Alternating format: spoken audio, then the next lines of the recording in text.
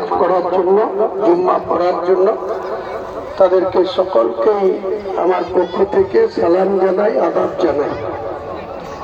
অনেকের মনে প্রশ্ন আছে যে এত ইট, এত বালি, এত পাথর, এত রড, এত সিমেন্ট, তাহলে কাজ কেন শুরু হচ্ছে না?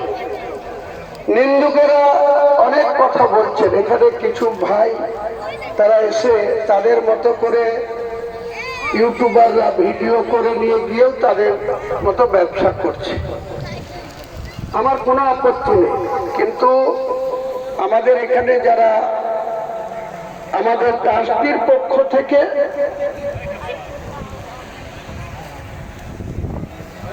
এই বাবরি মসজিদ তৈরি করা হচ্ছে, কারণ ভারতবর্ষের সরকার যে বাবরি মসজিদ 1992 সালের 6 ডিসেম্বর ভেঙেছিল, তারপরে দীর্ঘ আইনি লড়াইয়ের পর 2019 সালে নভেম্বর মাসে যখন সুপ্রিম কোর্ট, শুধু সুপ্রিম কোর্ট সর্বোচ্চ কোর্ট না, সেই কোর্টের আবার সর্বোচ্চ যারা বিচারপতি, প্রধান বিচারপতি সহ 7 জনের ডিভিশন বেঞ্চ একটা ঐতিহাসিক রায় দিয়েছিল যে হিন্দু সমাজের মানুষদের আবেগকে গুরুত্ব দিয়ে বাবরি মসজিদের জায়গাটা, যেখানে বাবরি মসজিদ ছিল সেই জায়গাটা রামলীলা কমিটিকে দিয়ে দিল সুপ্রিম কোর্ট।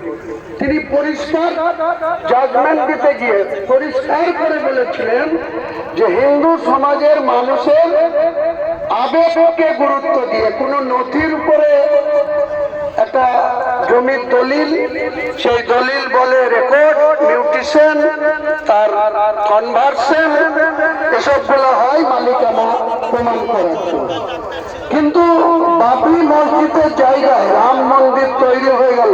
সুপ্রিম কোর্টের জাজমেন্ট পরিষ্কার করে বলে দিল যে হিন্দু সমাজের মানুষের আবেগকে গুরুত্ব দিয়ে